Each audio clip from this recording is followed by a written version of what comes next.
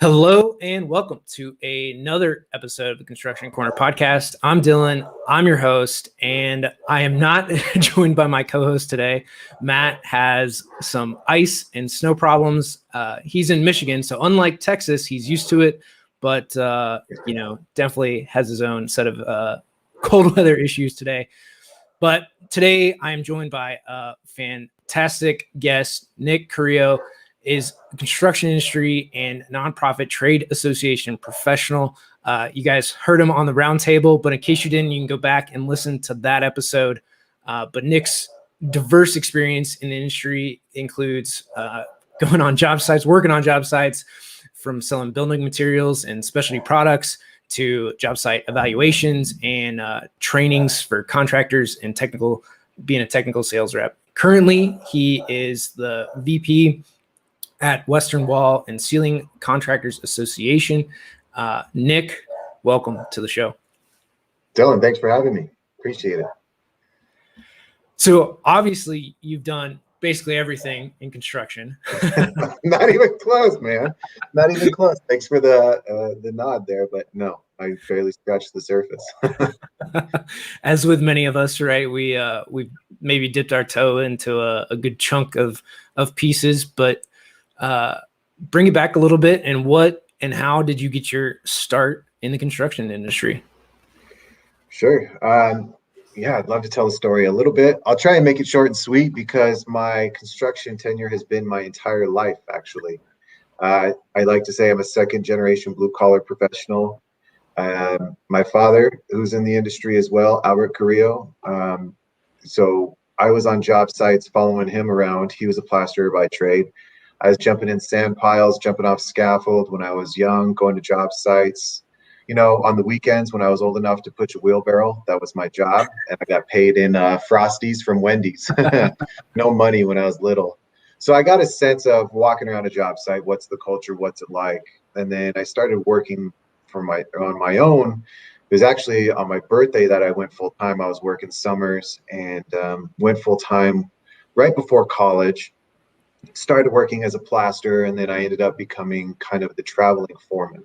So anything that was out of town, I jumped on, and then it became like, he's got no kids, he's got no wife, send him on the road, he'll start running the jobs. So that's what I did for a while, and that was based out of Albuquerque, New Mexico.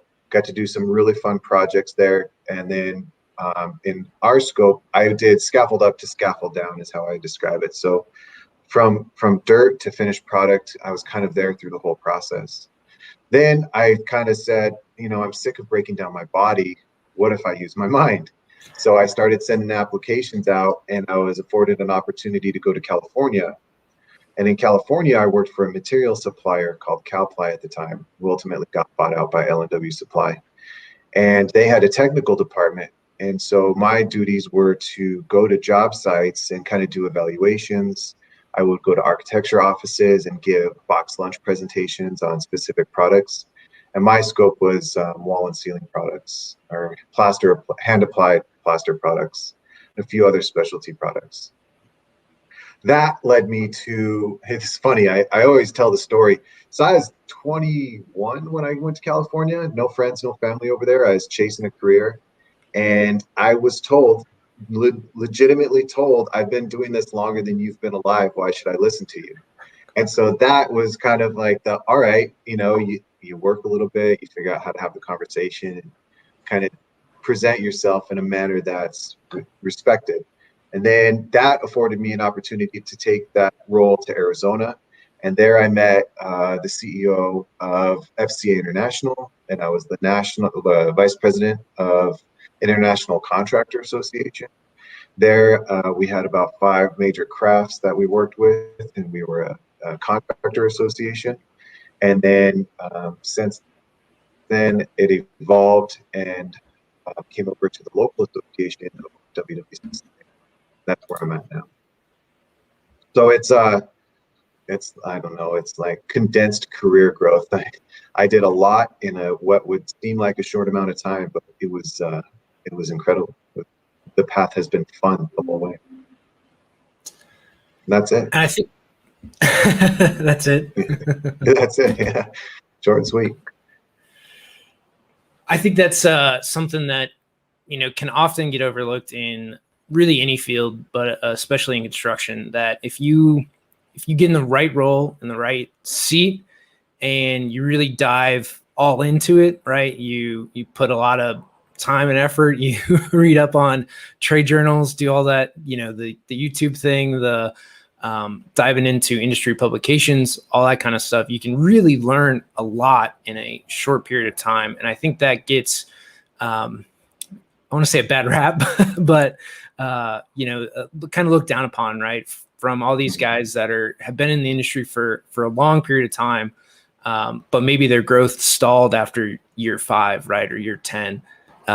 They haven't really come across anything new. So it's understanding that you can really learn and grow within any industry, but especially construction, and do it in a fairly short time frame. Again, in the right role where you see a lot, you're exposed to a lot, and then can dive and kind of reiterate that process. So it's like, to kind of go on that. So construction, right? We're really good at telling each other how awesome construction is. We will tell our peers how good we are, but all of our peers are in the construction industry. And the message to the public, I think, we got to work harder telling the public that.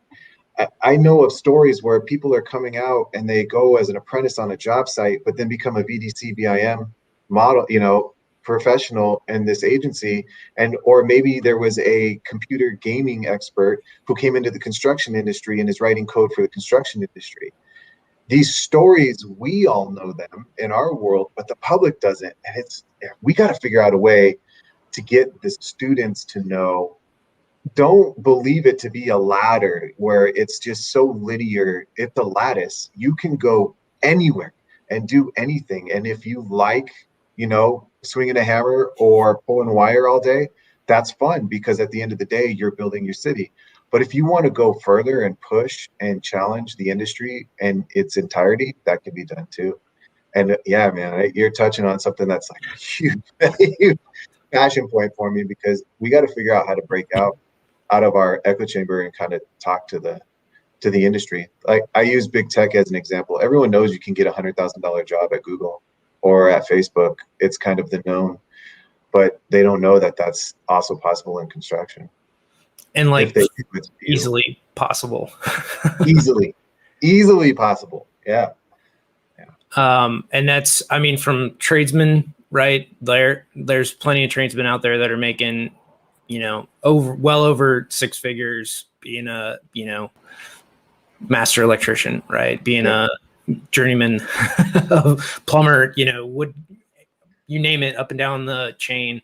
There are plenty of people making easily 6 figures as a trades. And then, so you touched on gaming and really coming into the VDC side of things. So for everybody out there, VDC is virtual design and construction.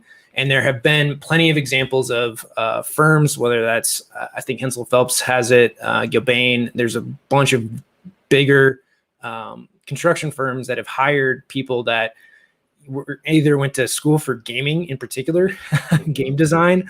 And then what that amounts to is you could now take a Revit model, a BIM model, flip it through a gaming engine like Unity, Unreal, whatever, and then export that either to a single screen walkthrough. So now people are walking through construction sites or buildings, really, with an Xbox controller, or they're doing it through like the Oculus Rift. Reason I know I did a lot of this in like 13, 14 when the Rift was like brand new. So I did this like what seems like forever ago, but and at that time, even in I think 15 or 16, like Gilbane had a full department for it where you could walk around like an OR. They put it on like a surgeon's head, the Oculus Rift, and then they walk through the OR. Is everything in the right place for the table, or the lights in the right place? And for a surgeon, that was like mind blown. They usually had no say in that process. It was usually the head nurses that did everything for operating rooms. But now you could take, your honorary surgeons and put them into a headset and get feedback before it's ever built, right? Before it's super expensive to make changes, you could do that super early in the process. And when you talk to these guys and gals that come from the gaming industry, what was being asked in that time was like, oh yeah, that's easy. Oh yeah, we can do that, like no problem. And we're over here like square peg, not fit, right? So it's just bridging that has just skyrocketed us, I think, into just advancement and an ability to recruit beyond what we're doing. So yeah, that's awesome. You were diving so deep into that. It was fast. I was blown away at I was introduced to Tilt Brush on Oculus. Or it wasn't Oculus. I think it was the Oculus, but I was shown Tilt Brush before it went public. And what like blew my mind is you can paint in the air, right? And then it stays there to like a 1 millimeter accuracy. And knowing that we can create something in a digital environment that stays suspended when looking at it virtually, like what this can do for construction is like unreal. You can basically have your entire project cast onto the site and build to the project. I mean, that's not far-fetched. No, and the big thing that we talk about in like a lot of this is, so like Hololens is out, which I think is a much better solution than like Oculus is. So Hololens is the thing for Microsoft, where it's really augmented reality, not virtual reality. So you're seeing the real world or the virtual world superimposed upon the real world. So now you can walk around a job site. You can now see like where all the ductwork should be. Does it match? Progress, all that kind of good stuff. 1-to-1 too. That's the biggest thing. 1-to-1 scale. Yeah. Which is, it's huge to get scale right as it's superimposed is like crazy awesome and have it with that accuracy. But the thing that we always touch on too here for technology, like, and I build software, right? I build Revit add-ons, all that kind of stuff. But it's to know that like not all technology is going to solve all your problems. It's making sure that you have the right system, the right peg for each technology to fit in, and know that over time it might change, right? You might have evolved from the Oculus to like just using that gaming engine to walk through a building via Zoom, right? Or through the computer, and it's still virtual. You're just not putting a headset on, right? It gives you a different feel of the space and everything like that. And then, maybe the HoloLens is a different solution. But knowing that technology is your friend, but knowing where to apply it is also important to add into the conversation. And that's a tough thing for the tech companies, I think, when you come into the construction world, is honestly, they don't really have the time to try and figure that out. And then if, okay, you're a tech company, say, okay, I'll solve that. Well, you have, let's just use round numbers for conversation's sake, 100 contractors in a market. That's 100 unique business practices and 100 unique procurement, processes. There is not like a code that you can write that solves process in construction. And so everything is an assembly. It's not a, I don't know what the word I'm looking for is, a kit. It's not like a one answer. You got to assemble parts to build what you're looking for. Yeah, absolutely. And I think ultimately that's why innovation has to come from within the industry. It's not going to come from outside the industry, because frankly, Silicon Valley can't, they don't understand or have the temperament to deal with construction. Yeah, and construction has a huge lead time before they're willing to listen to you. So there's not a specific person I'm calling out. It's just kind of the culture of the industry. When you go into the field, you got to earn your keep. You got to clean up after hours. You've got to learn how to do all the masking. Maybe you're doing some grunt work, then you learn how to do the craft, or you go through apprenticeship and then you become a journeyman and you're let in.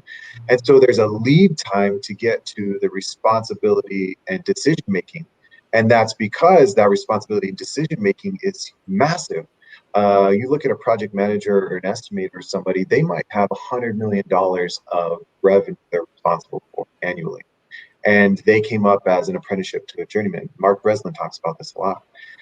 And so you can't just kind of come in and assume everything's going to be accepted, right? You can't come in and just be like, hey guys, I have this new widget. It's perfect.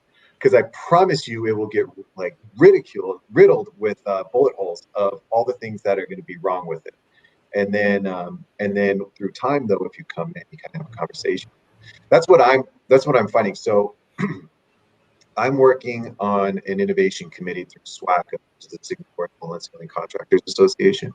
They're a national innovation committee similar to MCA or NICA's, whom we're talking to as well, trying to connect contractors in the wall and ceiling industry, especially subcontractors, for this exact reason. We're trying to say, hey, tech industry, we welcome the innovation. We want the innovation, but we want to be able to have a say in what we actually need. Don't kind of just try to sell us something.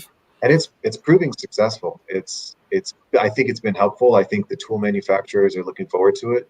We've had a couple conversations where the manufacturer's like, oh, we didn't even know you guys wanted this. We have an old file cabinet full of all of this stuff.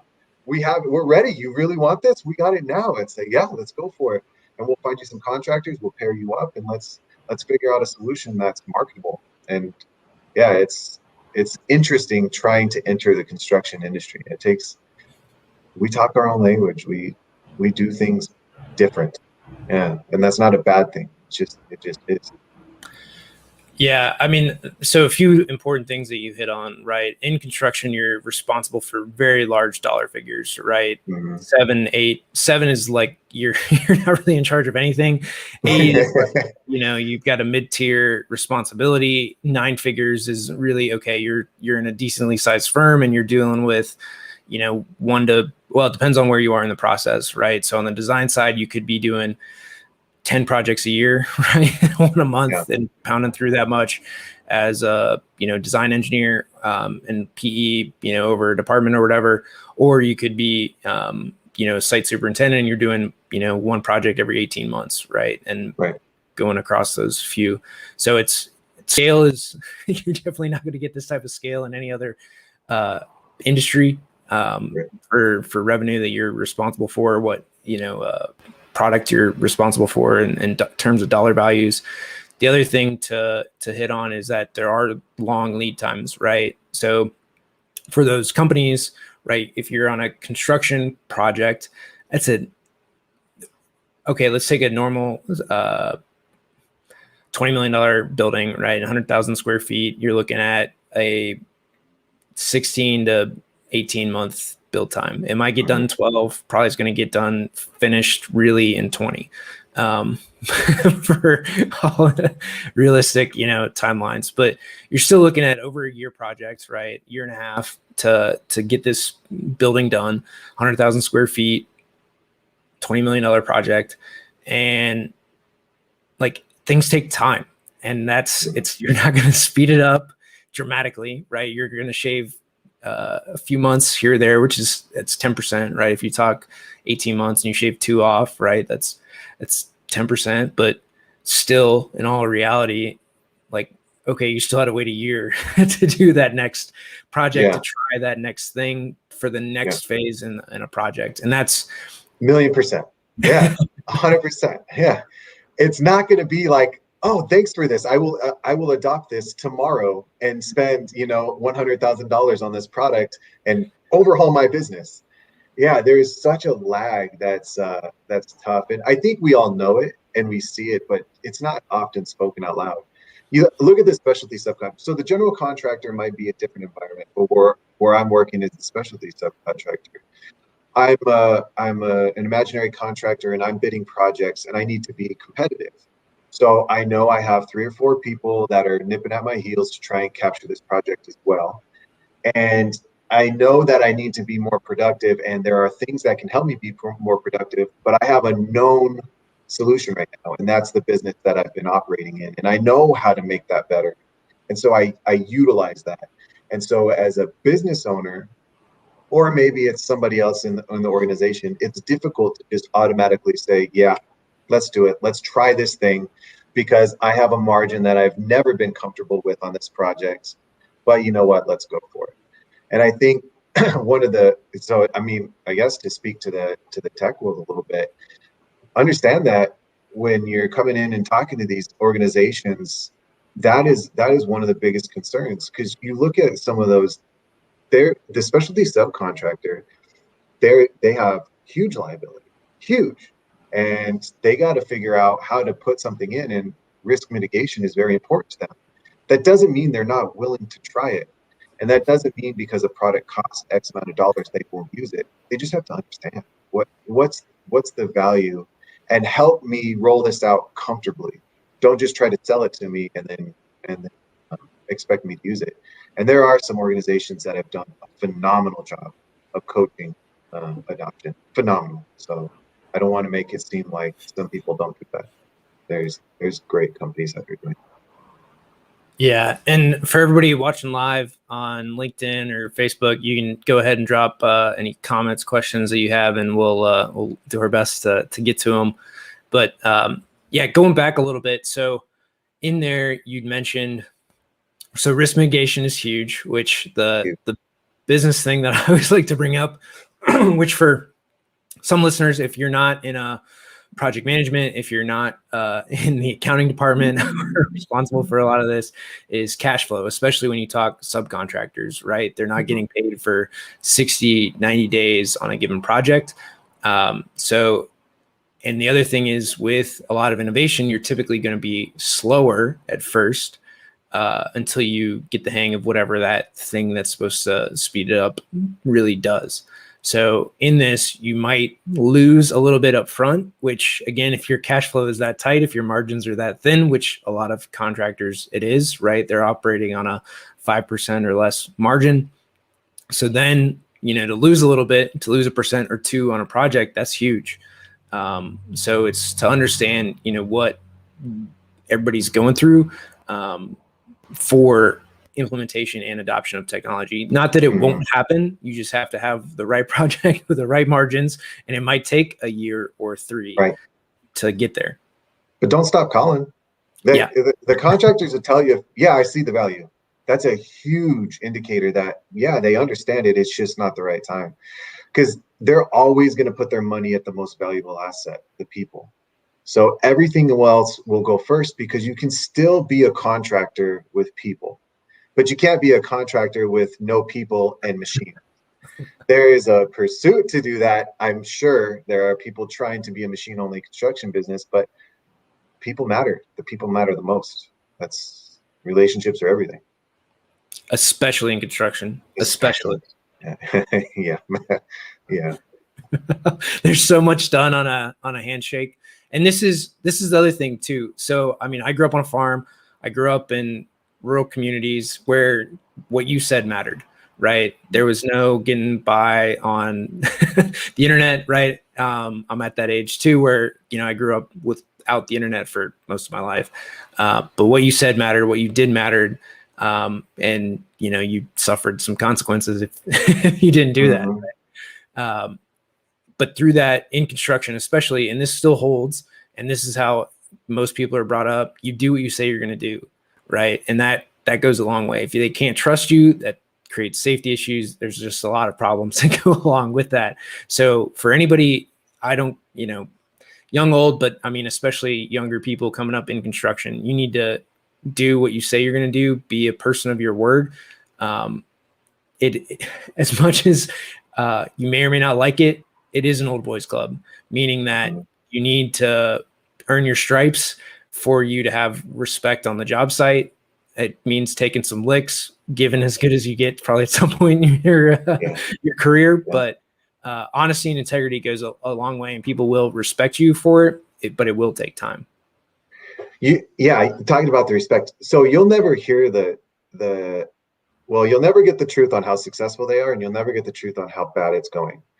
And so it's not I'm not going to share kind of specific stories, but we got to look at and respect that some of these generations, I don't know the right word, man, veterans, old timers, people who've seen some stuff. Yeah. The ones that have paved the way for us to have this opportunity, They went through hell. And there were times when business owners were paying payroll out of their own bank account. And they would, eat beans and toast so that they made sure that the men and women in their business kept working. And I'm sure if you ask the question, you'll hear, yeah, I remember XYZ years. It was really, really tight and we were worried we weren't going to make it, but we did. And through that trial and tribulation, they knew how to sustain. Further, they had the high highs of the big success, but it wasn't without the low lows. And so when you talk about young people listening, if you catch this on a recording or you're watching now, ask those people. That's an insane brain trust that's still in this industry right now. I think it might be dying out, but there was a time we had 5 generations in our industry kind of working simultaneously, because you had a lot of people still holding on as business owners, the grandparents of multiple generations, or some people sitting in advisory roles. And then you got your Gen Z. And that brain trust is going to go away. They're going to retire. They're going to go and spend their time outside of the industry. And so sit down. Don't never be shy asking the question. That's one thing that's helped me a lot, is I'm not scared to ask stupid questions. Because it helps me, and I'm better for it. And sometimes they are really dumb. I'm sure there was a point when I had to ask what BIM was, and how come we don't say BIM modeling, right? And through that too, you might get a smart comment, up front on those questions, but more than likely 99% of the time they're going to give you an answer, right? They'll tell a story, and they love telling stories. You just have to ask. Yeah, just ask. I like to joke, man. If they're not making fun of you, they might not like you. If they're not like talking shit or razzing you a little bit, they just might not like you. So being poked at a little bit it's good. It's a good thing in this world. And don't take it personally, right? Like, don't take it personally. No, absolutely not. It takes a long time to get there, though. It took me a long time. Yeah. So we talked about coming up kind of in construction. It's going to take some time. But maybe what's a story on the other side, right? So we talked a little bit about the hardship, but what's some of the beauty that you've seen in construction? Well, I mean, you can go emotional and just being able to provide for a family. I once heard someone say, success is knowing what you want, getting what you wanted, and then being happy with what you got. That's pretty profound and very succinct. There's a lot of success in construction I've seen, and been part of the development of national or global conferences where they talk specifically about a building material. This one was glass. And it's so fascinating to watch the academic community come together with the private industry, where the private industry is, we spend millions of dollars on research that's proprietary. We don't want to share it. And you got the academic industry who's saying, look, we're here, we're an open book. This is all the research we've done. This is the white papers. And then watching everybody converge together on a global landscape. Here's what we're doing in Europe. Here's what we're doing in the US. Here's what's stopping us and letting us progress. That was absolutely incredible to see. And then I'm fascinated. I look at stadiums and I think about how big a human is when you look at the stadium. This is the thing I love the most about construction. It just blows me away that we tiny humans, 6 foot tall, and standing in the middle of those stadiums, you have suspension over that. And we have figured out a way to build a machine, to build a structure, to build something so massive as tiny little human beings. And it's cool. It's really, really cool. You stand at the top of the biggest towers, you look at radio towers, you look at dams. We've done that. We do that. And everything that we walk on, we get our water from, we take our children to get care for. Humans have built all of that.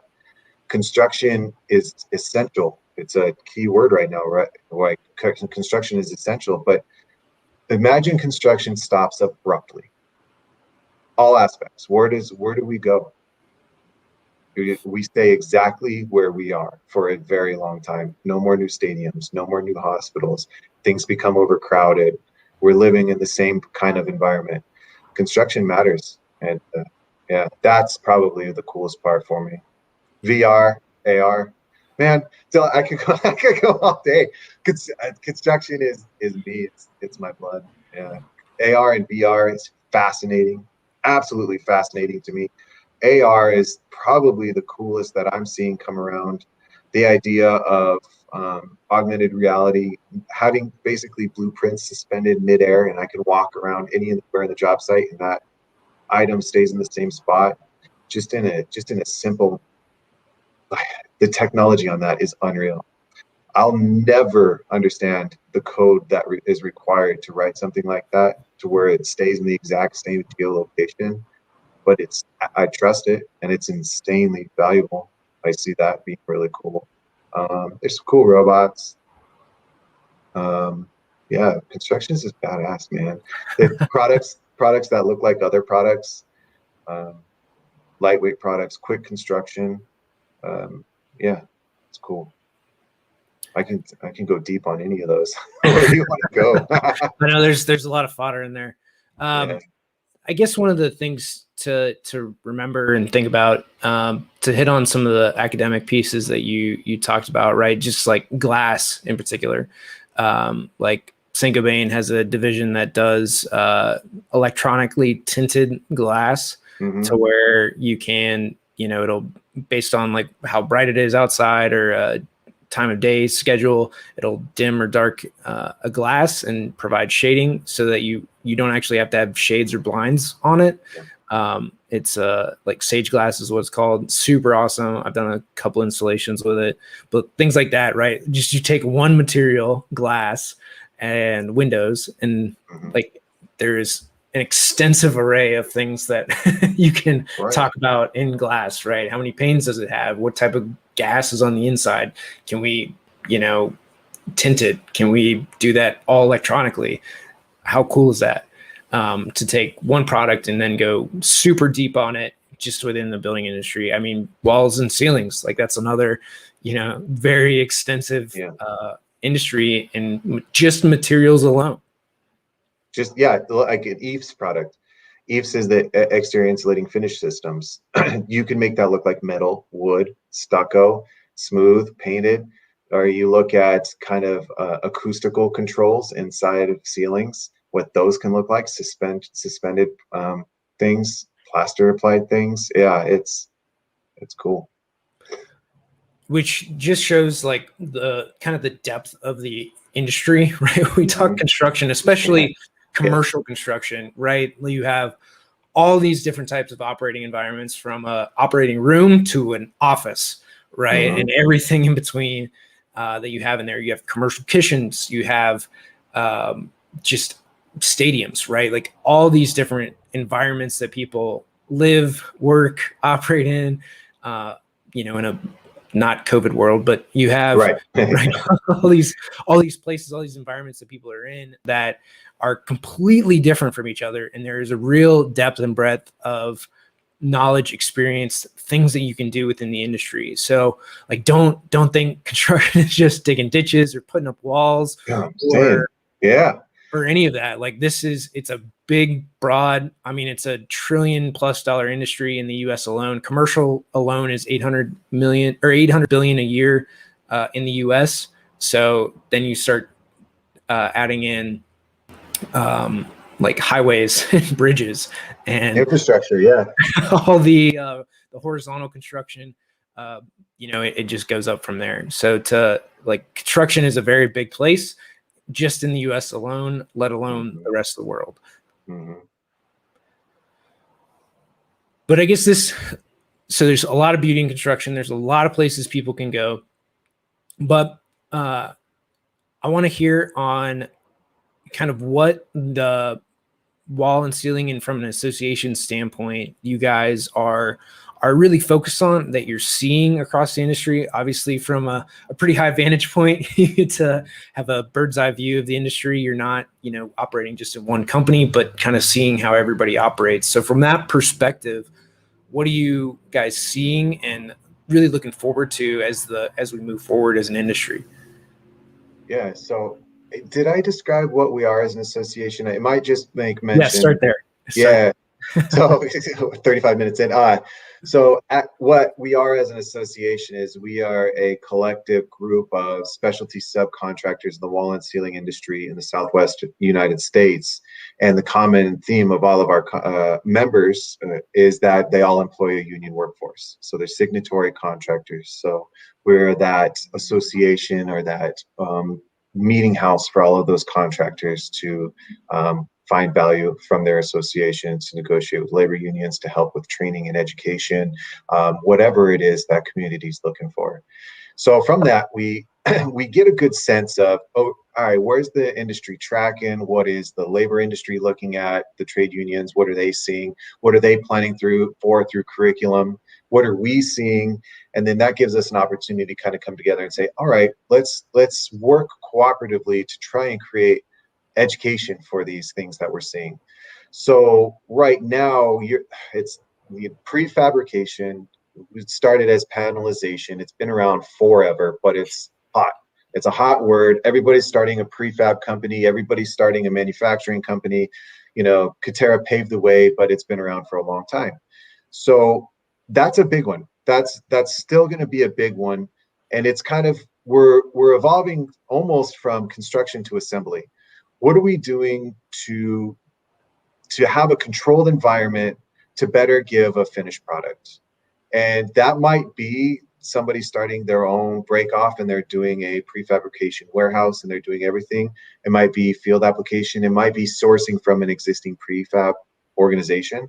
So defining how that works, who represents what is the best thing to do, and then further designing for prefabrication.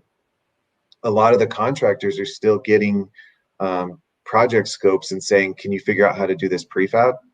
And so the specialty subcontractor is going, yes, I can. And then they're tasking themselves with a huge burden of work. So can we kind of help the design process in having that in mind? And that's not to say it doesn't exist, but how do we streamline it so it happens more frequently? Augmentation of the human. So that's a simple way to say things that make the body move easier. You got exoskeletons or different tools that are easier to hold. Scaffold, maybe that puts you in a better reach, moving platforms. So anything that's going to protect the individual and help them come home safely, and then also not injure themselves repetitively over time. That's a big one. So a lot of the tool manufacturers are kind of asking the question, what do you guys care about the most? And I got to give them credit. I used to think they would just design their own new tools and say, hey, everybody, we've solved it all. They really do. They reach out and say, what's hurting?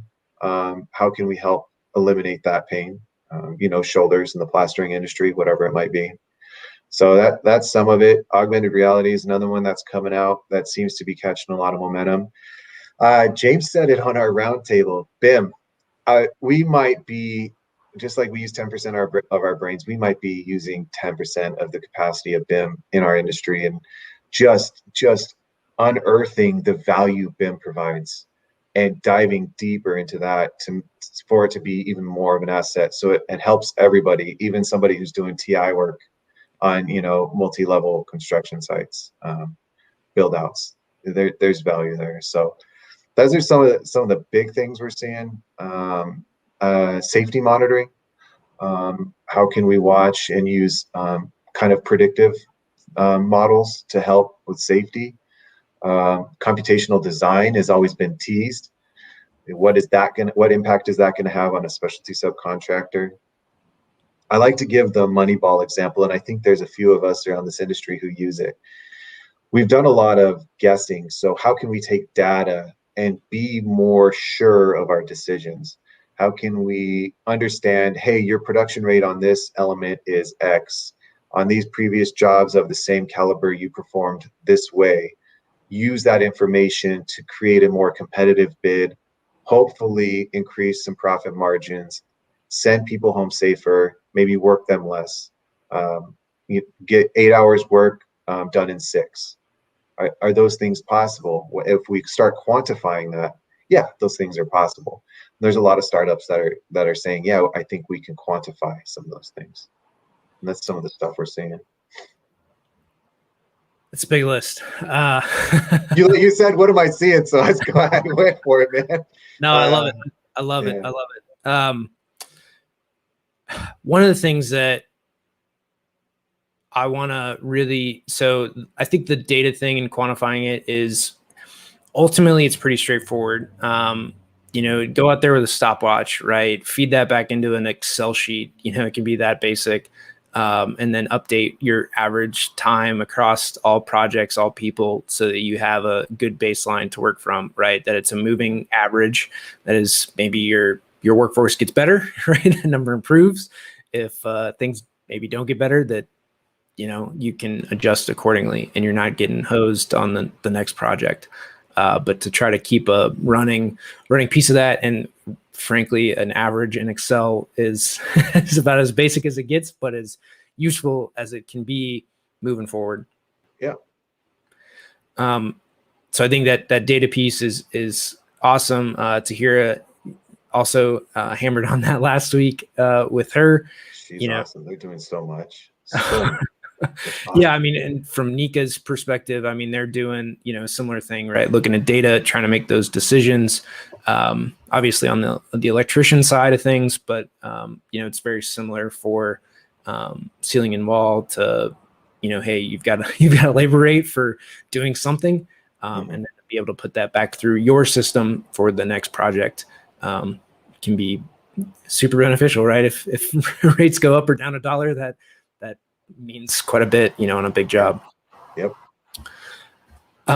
The other thing that I do want to hit on, so this gets hammered a lot, is for years I've been on the design side, right? I'm a professional electrical engineer, stamped and sealed, a couple million square feet, and especially now in this world of BIM and prefab and taking a BIM model, we want contractors to use it.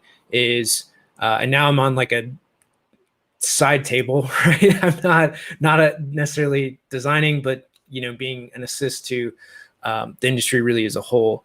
And through that, I've had a lot of conversations with contractors and designers alike in not using the model appropriately.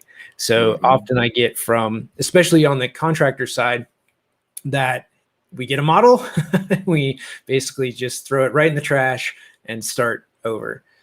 So that because this is the way it should have gone. This is the way they should have done it. Yeah. Or, this family, this content, this is garbage. We can't use any of it. Which I see both sides of it, right? From an engineering perspective and really the design team as a whole, because this goes for everybody. So, I mean, wall and ceiling, can't use the architect's models. The MEP subs can't use the design model, right? The design model just gets thrown away. For a couple of reasons. One, the design team is getting paid for design and ultimately still a 2D set of prints, right? They're getting paid for PDFs to go through planning, to go through permitting and design approval, right? Plus, most jobs are still design, bid, build. So they're going for, again, 2-dimensional plans that everybody can look at. They get the same thing off of it. This is what the contracts get held to. And then plus the 2,000-page spec book that gets handed over at the beginning of every job. So I can see the design side. They're like, we don't get paid for all this. And then on the contractor side, it's like, okay, we're getting paid, but this is a huge pain in our ass to deal with. And this whole BIM thing's supposed to be easier. So there seems to be a break. And I think contracts end up being the place to solve this, but the people that write the contracts don't understand like these little nuances and shifts to where things just don't align from BIM. I mean, that's what I've seen, other than like a contract solution and really, either design firms getting paid more for it or you bring in design assist. But again, everybody has their own process to work through. I don't have a solution for this one, other than I know it's a huge problem for the industry. So I just heard about somebody, and shame on me. And I think I'll follow up on this LinkedIn post when I find out who it was. But I know somebody's tackling that exact issue. I remember talking to, so two things. Building the specs is what I'm focused on right now. I saw somebody that said it so perfectly. I build buildings with words, is how they describe the specs. That's pretty profound. It's like, yeah, that is like basically where everything kind of falls on is the words of the specs to determine how to build a 3D building. And then I gave a CSI presentation, and some of the spec writers were like, we would love more than anything to be invited to job sites because we don't know what it looks like. We don't know how things go together, and we need that help. We're expected to know the entire construction process from dirt to sky and with our words. And that's why you see a lot of this copy pasta kind of spec writing is because of that reason.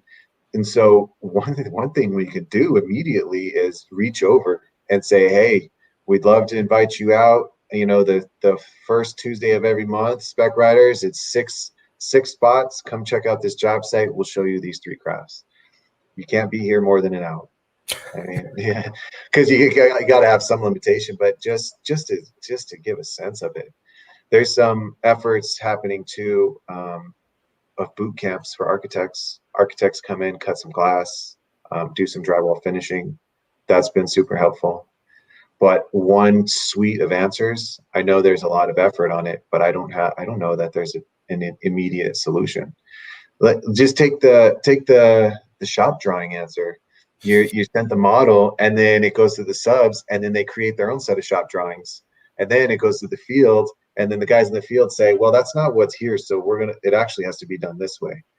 And then all of that, so that information comes all the way from design all the way down to the person building the wall, and then the person building the wall does it a little bit different, and then that has to go all the way back for approval. That's a lot of gas. That's a lot of gas to try and keep things flowing, and there's a lot of lag there. You know, one model. It's a really good idea. It's one model. Yeah. Model. And I think, I mean, Katera tried to, obviously they're not that successful, but Katera tried to do everything, and you know, it's a good intent, good way to go about it. There is a lot of money, and blew a lot of money, you know, because construction is not easy, right? It's not easy.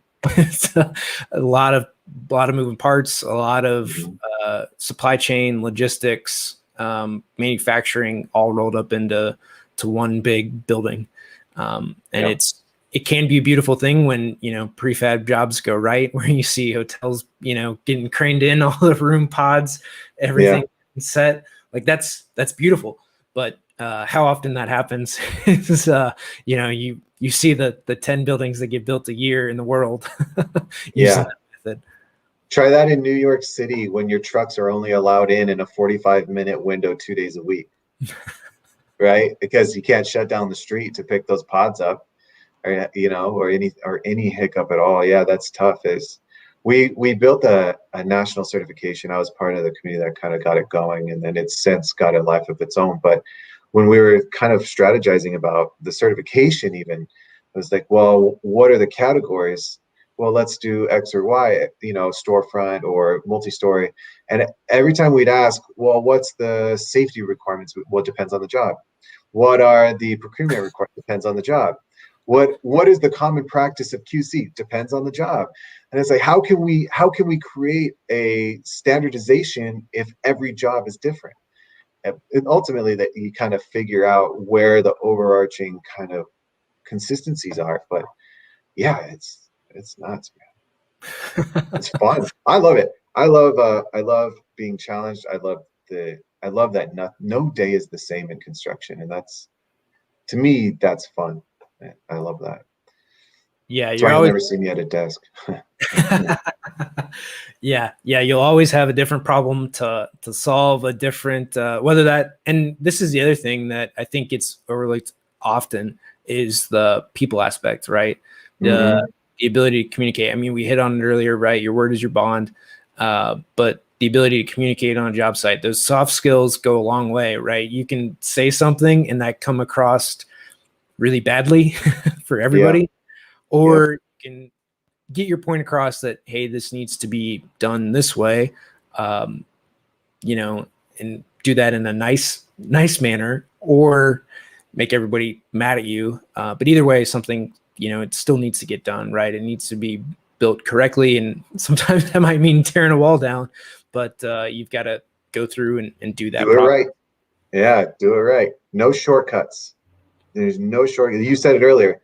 Everything that this industry does ultimately is for people. We work in the offices, we're cared for, our cancer is treated in the hospitals, our children are taught in the schools. To me, that seems like one of the most important things ever. Don't shortcut that. You know, one wrong application sends water. You know, you can just start thinking of all the horror stories. But you said kind of communication and soft skills. So let's dive in on that a little bit, and I'll share some of the things I learned the hard way. Right? Okay. Now, our generation, millennial. I don't want to assume your age, but my generation of millennial, right? We are text savvy, email, and so we'll see an email and we'll let it stew. Cool. We'll chill for a day or two. You know, we'll get back to it because we don't perceive it as important. But the older generations are going to see that communication as critical, and they're expecting a response. That's why they communicate it to you. So one tip, hot tips, I'm just coming up with these right now off the fly, is respond to your emails in a timely manner. I know there's always these like, do it in a block, do it in the same block. That's fine. But always be consistent if that's what you've decided.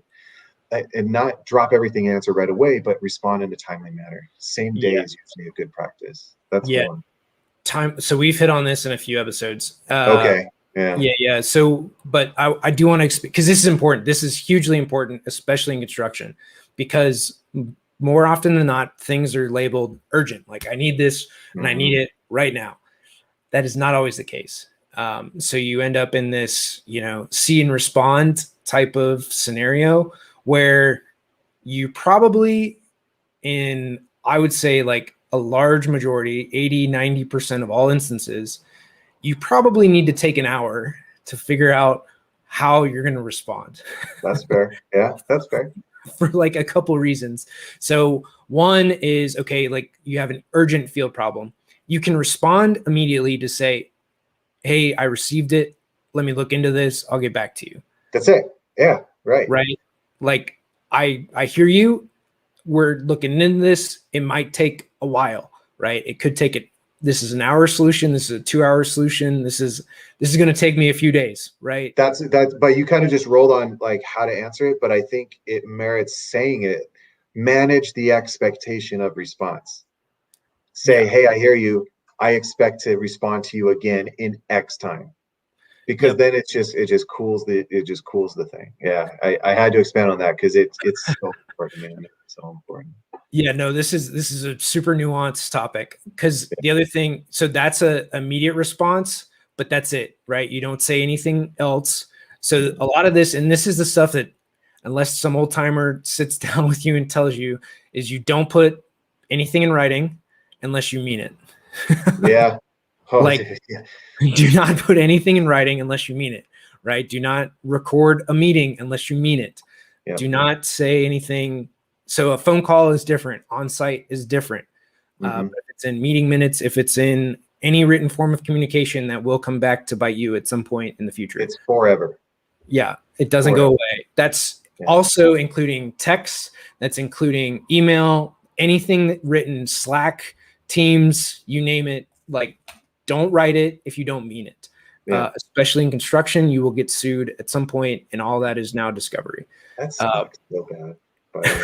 That just sucks. That it's you know, because the old handshake years, they weren't that nervous. It was just, I respect you and I understand, and let's go for it. And it sucks that we're like, he said that. Get the screenshot. Oh, yep, you're done, dude. You're done. I'm still taking you down. It's like, man, that sucks. It's important. What you're saying is important. It just But this is also why you build rapport with people. You have a good relationship, and you pick up the phone. You pick up the phone, you have a conversation with them. One, it's not recorded. Two, you can get like the tonality, the inflection, the like, yeah, man, I know this sucks, but like, this is the way we have to do it. And then you can follow it up with an email. But have those conversations, build rapport, build trust with people. And then over the course of a job, right, when might start as small favors or a tit for tat, like, hey, you do this for me, I do this for you. It becomes, like, hey, no, we got this taken care of, right? Or yeah, go ahead and do that, whatever, and again, I'm coming from the design side where like I had a lot of pull on a project to where you can build really good rapport with an electrician and the electrical team or whoever your discipline is, right? So for me, it was the electrical superintendent. But like, hey man, no, just go ahead and do that. I'll mark it on my side or whatever. We'll deal with change orders or whatever later. I'm not worried about it. I'll sign off on it. Like, but by the end of a project, that's how we dealt with a lot of things because we had trust in each other to do the right thing. But it doesn't start that way. But a lot of it was built, phone calls, showing up, walking the site, all that kind of stuff. So it's nuance and like, yes, respond to your emails, but manage the I know it's the if this then this kind of thing, and we understand that, but don't let it bake unresponded to. And then if somebody's another like point too, if someone says, hey, call Tiffany, hey, call James, like actually call them. Don't send an email. I sent an email, they didn't reply. It's like, dude, you were told to call them. That's how the relationship is built. So that one is very self-explanatory. If someone says, hey, give someone a call, actually call them. And then the other one that I like just grind on is show up early, stay late.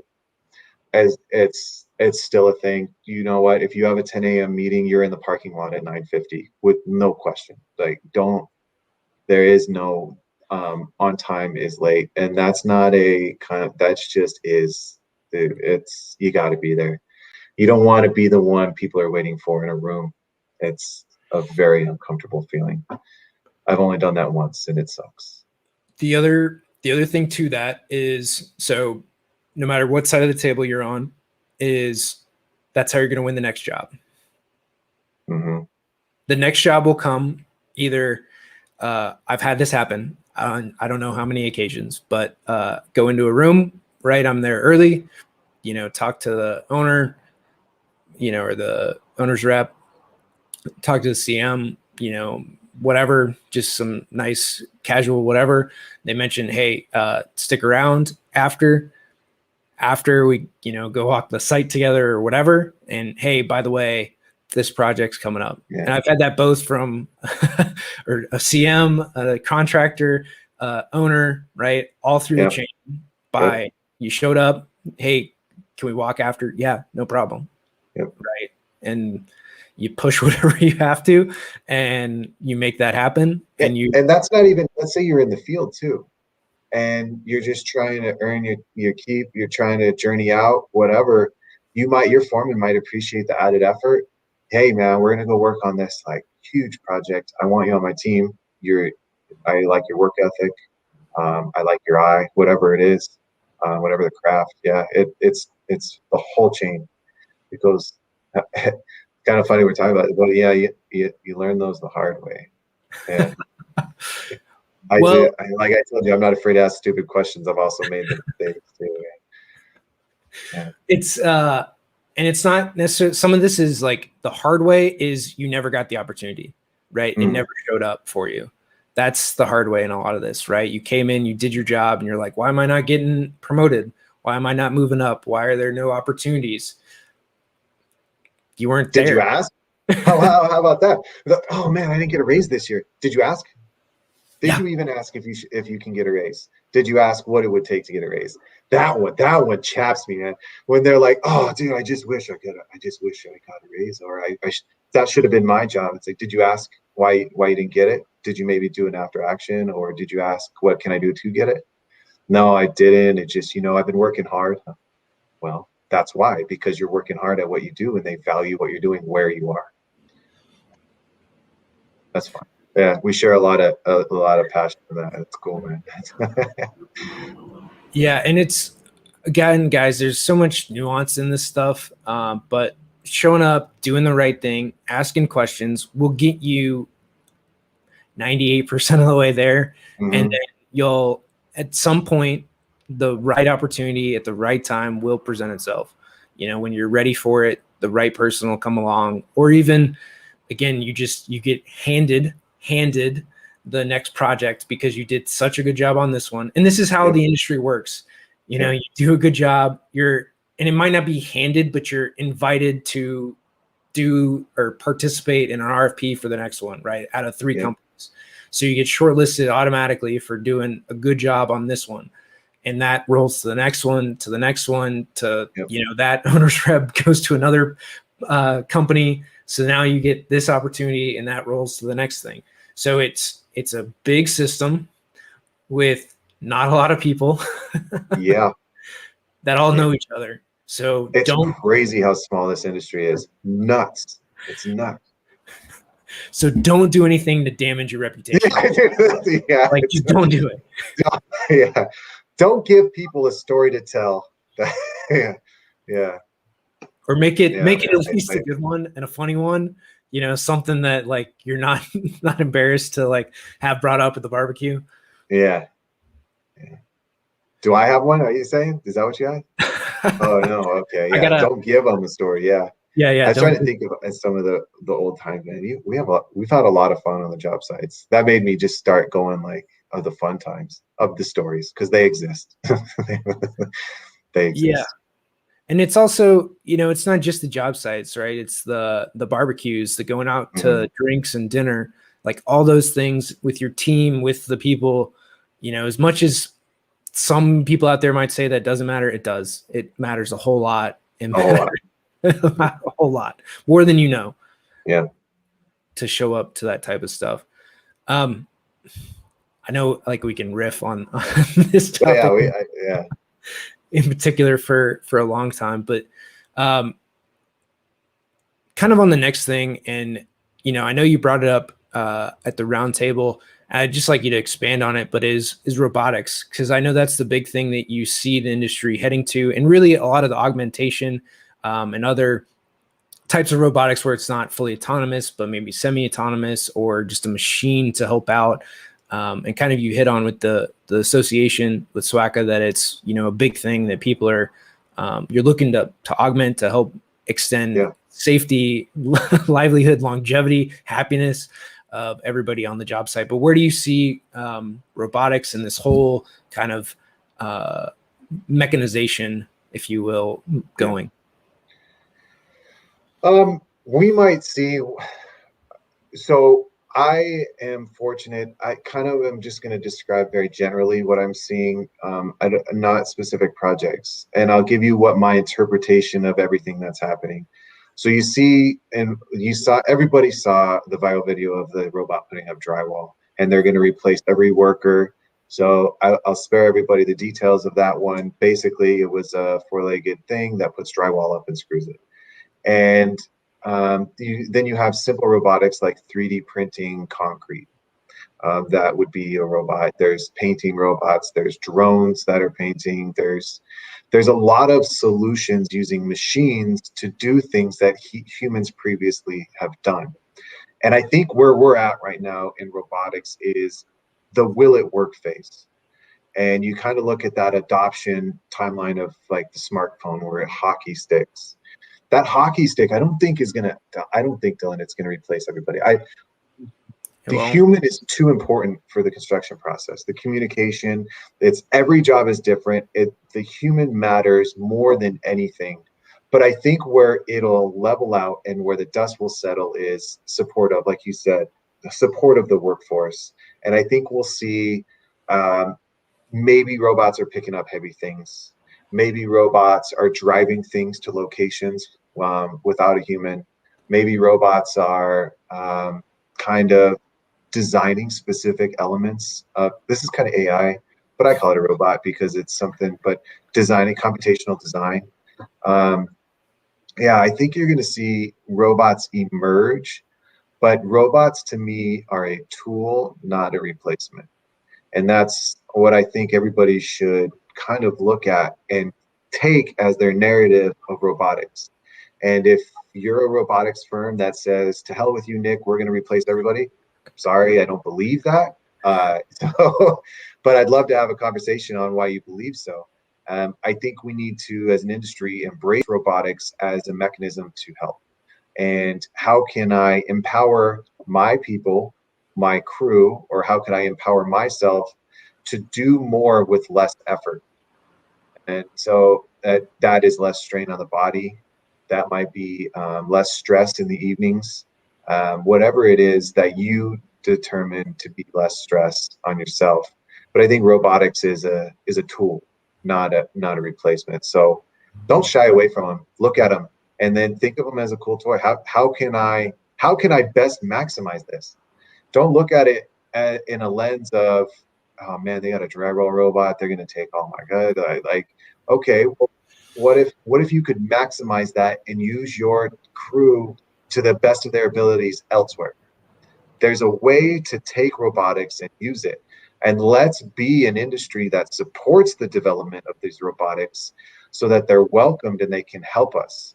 Because at the end of the day, every robot, I believe, is less strain on a human body, and less strain on a human body is a happier person, and a happier person creates a better industry.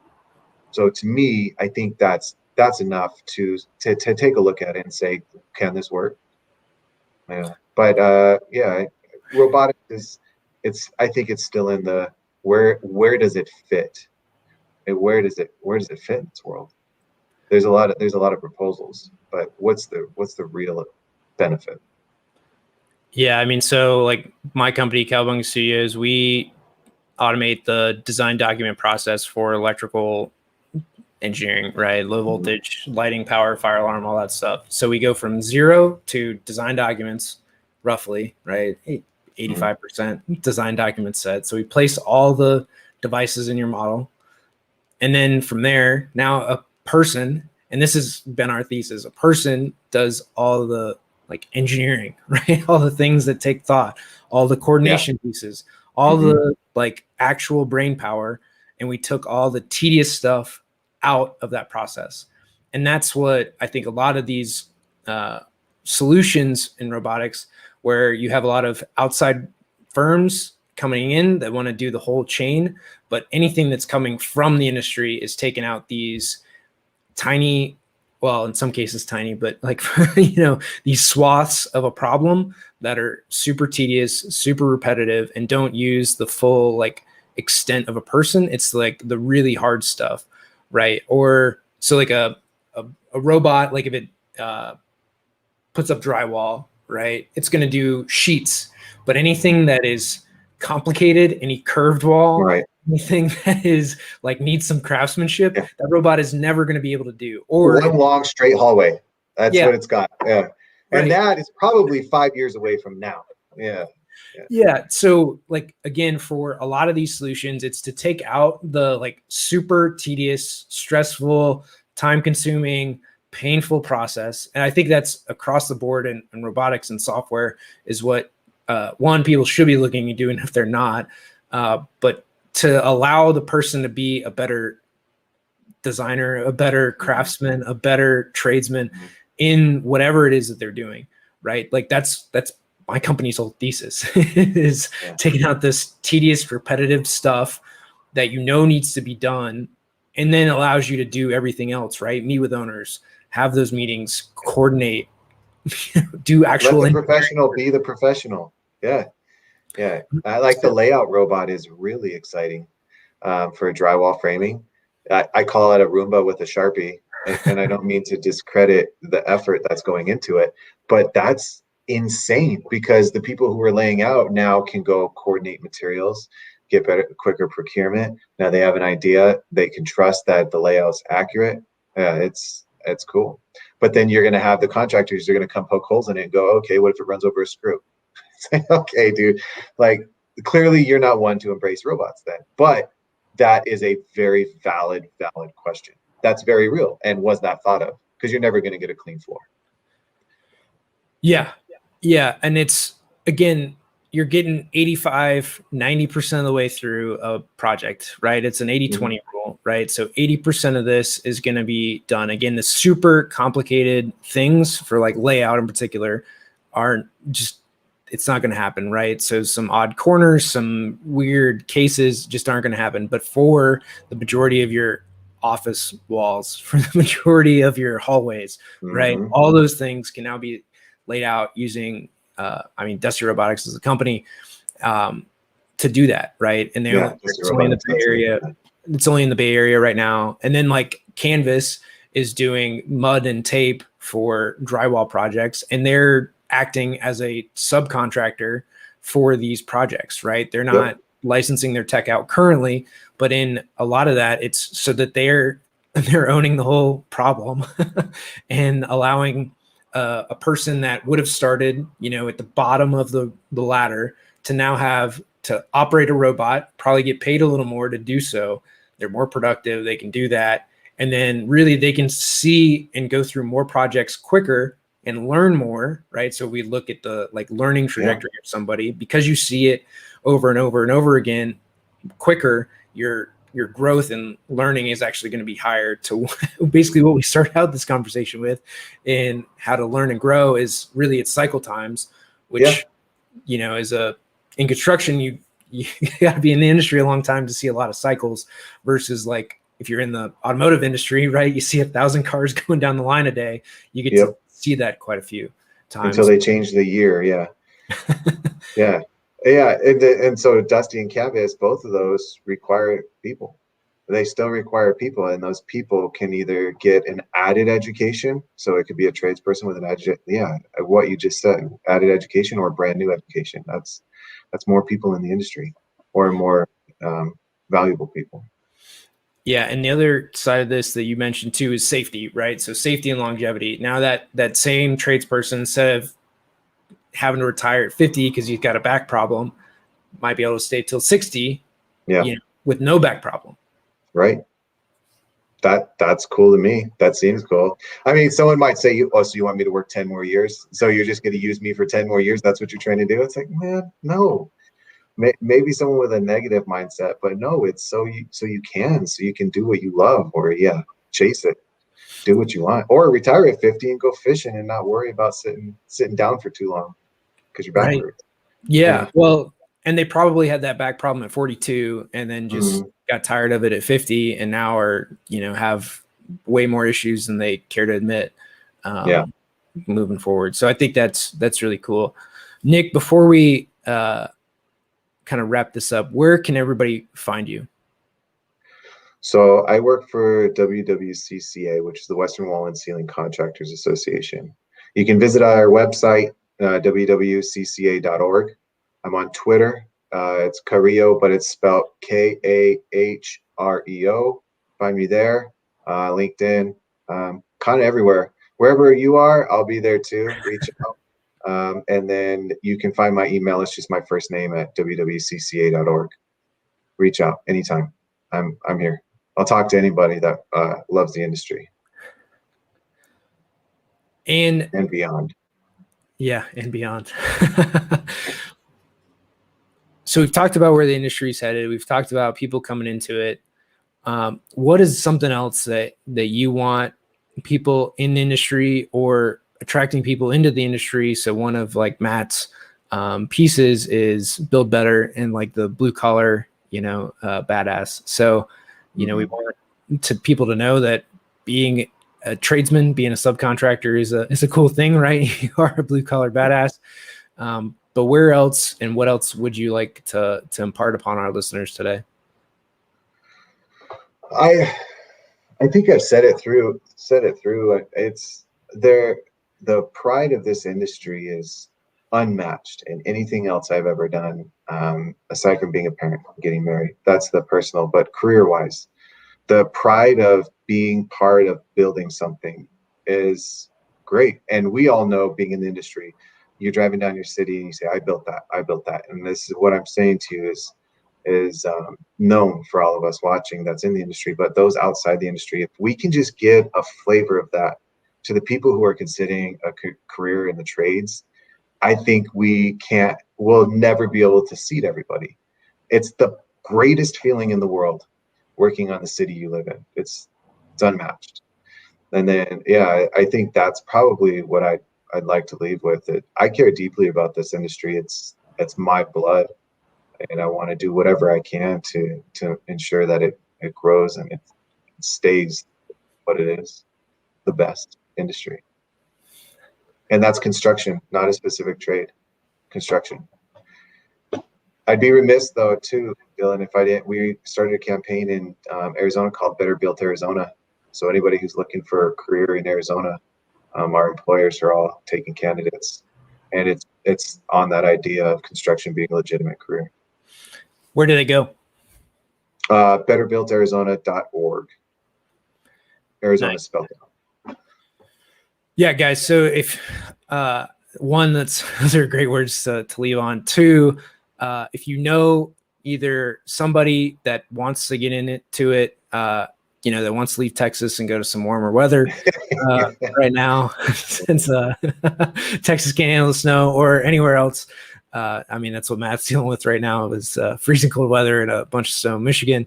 But Arizona's a great place to go to. And again, if you know anybody that wants to get into it, I highly suggest checking it out. Again, through these trade associations, there's tons of knowledge, tons of information that just can help you in so many ways.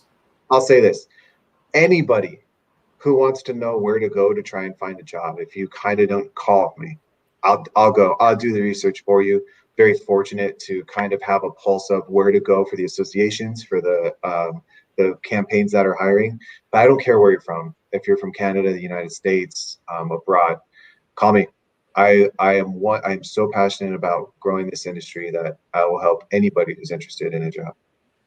I won't get you the job. I'll send you to where to go. I'll help you find where to go.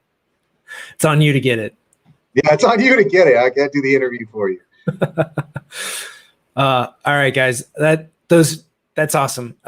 Nick, thank you so much for coming on the show. This has been a ton of fun, and maybe we'll do another one when Matt doesn't have to worry about pipes and cold water and all that kind of stuff. I'm in Arizona. I feel for them. That must suck. Cold weather's for visiting, Dylan, not for living in. Well, Texas gets credit though. They didn't know. Yeah. Well, I'm in the mountains here in California. So right now we're sunny, but like 2 weeks ago I got like 2 feet of snow. So not for me. Hey, I enjoyed the conversation, Dylan, a lot. You can count on me to come back anytime. Awesome. Well, guys, that's going to be this episode of the Construction Corner podcast. We covered just a ton of great ground. It's worth a re-listen and going back to, we covered so much. We covered from contracts to AR to specs to words build buildings, to just building better and knowing that you have tons of opportunity in the trades, and organizations like Western Wall Contractors Association is a great place to go. NICA, all these trade organizations are a wonderful place to get so many resources to learn and grow within your select industry, or just to learn more about this great wide world that we have in construction. So guys, till next time, see ya.